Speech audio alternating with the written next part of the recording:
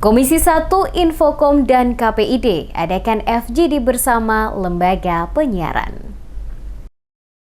Komisi 1 DPRD Maluku, Dinas Infokom Maluku, dan Komisi Penyiaran Indonesia Daerah atau KPID Maluku melakukan kunjungan ke seluruh media yang ada di Kota Ambon untuk mencoba membentuk Focus Group Discussion atau FGD, dan salah satunya adalah berkunjung ke Radio DMS Media Group di Jalan Aipati Ambon. Komisi 1 DPRD Maluku yang dipimpin langsung oleh Ketua Komisi 1 Amir Rumrah saat diwawancarai di sela-sela kunjungan ke DMS Media Group menjelaskan, kedatangan Komisi 1 DPRD Maluku bersama Dinas Infokom Provinsi Maluku dan KPID Maluku ke sejumlah media radio dan TV di Kota Ambon dalam rangka membentuk FGD bersama dengan pemilik dan pengelola lembaga penyiaran. Focus Group Discussion atau FGD yang dilaksanakan ini dalam rangka melihat lembaga penyiaran khususnya televisi di Maluku dalam persiapan proses migrasi pemancaran siaran khusus televisi dari modulasi analog menjadi modulasi digital yang nantinya diberlakukan pada tahun 2022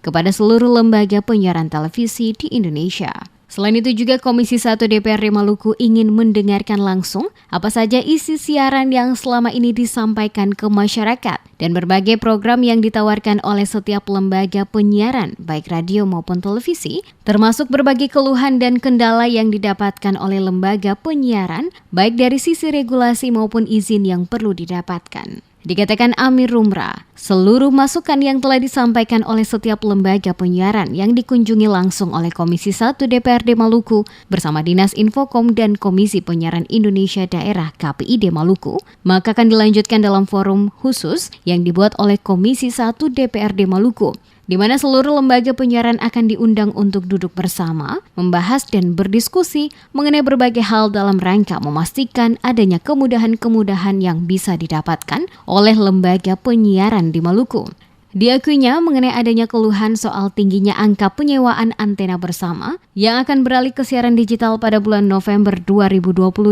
yang dinilai masih cukup mahal terutama bagi lembaga penyiaran TV lokal.